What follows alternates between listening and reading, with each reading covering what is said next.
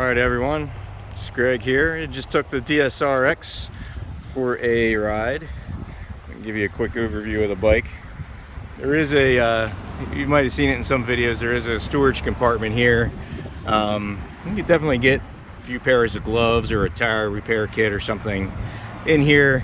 The panel fully comes off. It's not hinged or connected to the bike. So, and more importantly is these are threaded on.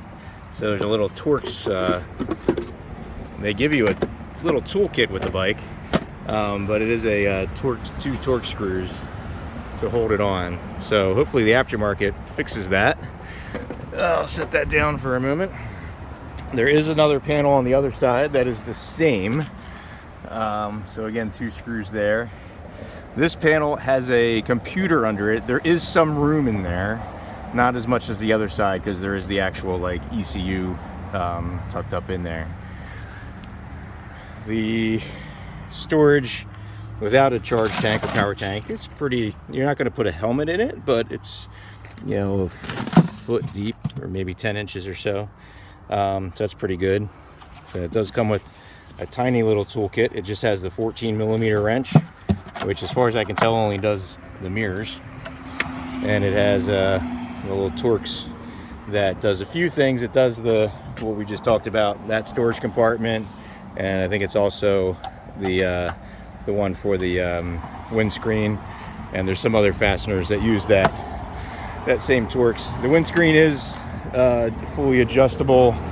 It has 5 sort of indentations as you turn it. I don't know if you can see the markings in there from 8mm to 69mm. So it goes up and that's all the way down, so about 70mm of adjustment there. This is the standard screen that comes with the bike. They sell a touring screen as well, so again it'll just be those 3 screws to replace it. No LEDs. That's stupid. It's 2022. It's 2023 model. We should be well past worrying about LEDs at this point. This is for just your J1772. It would hang toward the left side of the bike. So they moved that up. Room wise, it's a little tight, but I can see the handlebars being in the way depending on how you turn it. When the handlebar was turned full lock, this hit the bars a little bit. Let's talk about the steering. The full lock is way tighter than on the previous platforms. I rode here today on my 2019 DS, and this is a much tighter turning radius. I think the SRF and the SRS are the same or similar, but if not, specifically the DSRX has a very tight, what I would expect for an adventure bike, like my BMW GS. This is in that category, very tight turning. Under the seat, I think I have this opened up. Close that. Not much. You just have your 12-volt battery up front there. It's a little pocket. You could put, you know, registration. Not much else. Can of soda, a little sandwich, something like that would fit in there. These handles are very beefy. There are a couple of holes in here for bungees, so you can definitely hold some stuff down. You could definitely grip it and lift the bike up if you had, you know, fallen over. Obviously you can directly mount a top box or a plate for a top box on it there. The belt is brief history. My 2014 S had a 14mm belt.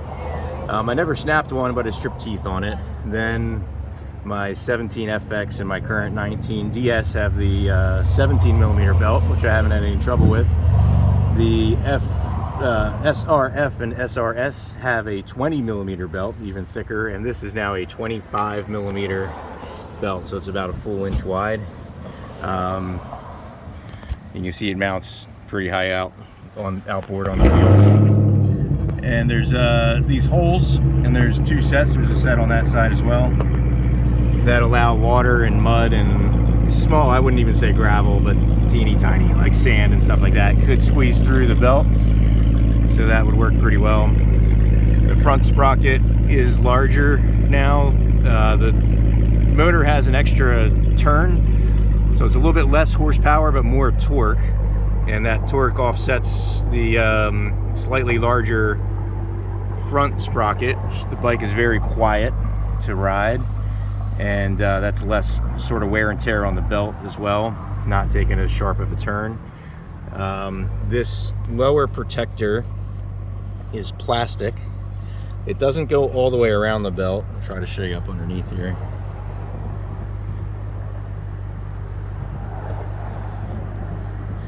So this is new in the dealer. I'm at Mount Holly Motorsports in New Jersey. I don't believe this was an accessory. I think this is how the bike came, with that guard, but it's not like I can get my fingers in between it, so it doesn't fully encompass the belt. There might be another accessory cover or something that maybe provides a little more protection. In any case, I'm not too worried about the belt. It seems super beefy. The bike has reverse. The park mode, very nice to use, especially like I actually used it to put the bike here. It's a little bit of an uphill rise. You just flip the engine kill switch off. So when you're riding, you flip it up to here. You hit the mode button, basically you click it twice, once to bring up the menu, and the first menu option is park mode, and then you just click it again, and then you turn this back to the run position, and then you're in reverse, and then you go back to forward, you turn it off and turn it back on, and then you're back into a forward mode. The center box does release with the key here, which is separate from where the ignition is, so you do have to pull the key out to open that box. There is a preload adjuster here. This little goofy design to be just the plastic they opened up just so you can access the I guess that'd be the rebound and the upper shock bolt there without taking the plastics too far apart. That's it. Like I said, I rode here on my 2019 DS. This is significantly more power. I went through the power modes. Rain mode and eco mode are, lower power on the throttle, and felt kind of like my DS. Standard mode was definitely faster and felt pretty nice, and then sport mode and canyon mode rip really well. The difference there is canyon mode has more regen when you're off throttle. Sport mode still has some, but coasts more. They all feel pretty well balanced. I mean, they all seem like for their purpose. I didn't feel like I had to tweak the modes very much. I'd be happy riding around in standard or canyon. I don't know. I like the regen, so I don't know that I would use sport unless I was on a track and wanted to avoid overheating issues. This isn't really a track bike, but in any case, yeah, it was a fun ride. Bike's got plenty of power. Standing position was pretty good. There are a low seat. Now this is the standard seat option. There's a low seat and a high seat. I would put the high seat on it. I'm pretty tall, and I would probably put myself just some bar risers, and then I think ergonomically it would be pretty good for me both sitting and standing. Standing position was actually pretty comfortable. There is a little bit of I think with proper off-road boots you wouldn't feel it, but you feel this bar, and on this side this bar kind of, or I think this it might even be this bolt, something down there rubs your leg a little bit in standing position. Not a big deal. They relocated the plate. The SRS and F have it coming off the swing arm mount over there, so this is up a little bit higher, so you can service the rear tire and belt and whatnot without taking that whole contraption off. And yeah, it's a little bit, the 110% charging thing is a little weird.